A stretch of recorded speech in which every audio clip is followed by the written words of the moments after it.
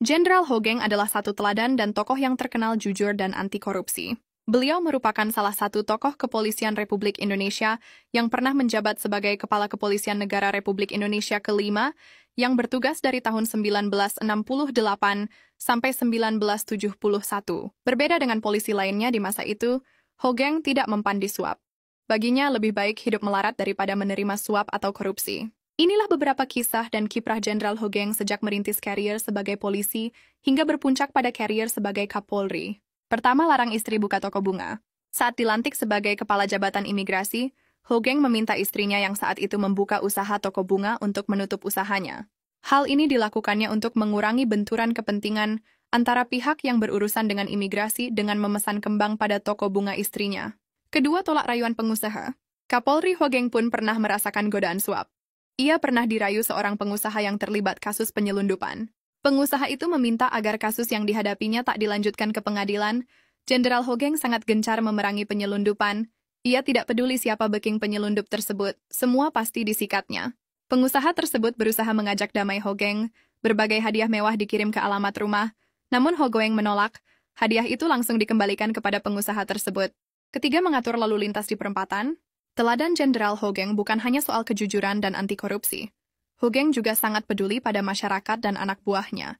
Saat sudah menjadi Kapolri dengan pangkat Jenderal berbintang 4, Hogeng masih turun tangan mengatur lalu lintas di perempatan.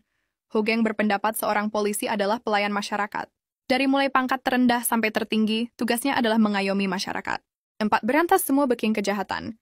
Pada saat mendapat perintah pindah tugas ke Sumatera Utara tahun 1995, Hogeng mendapat tugas berat untuk memberantas penyeludupan dan perjudian di daerah tersebut. Ironisnya, baru saja Hogeng mendarat di Pelabuhan Belawan, utusan seorang bandar judi sudah mendekatinya.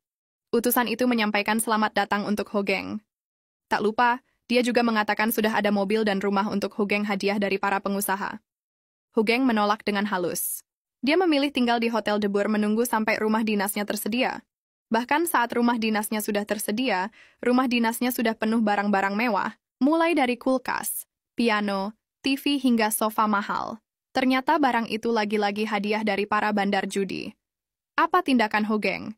Dia memerintahkan polisi pembantunya dan para kuli angkut mengeluarkan barang-barang itu dari rumahnya dan diletakkan begitu saja di depan rumah. Bagi Hogeng itu lebih baik daripada melanggar sumpah jabatan dan sumpah sebagai polisi Republik Indonesia.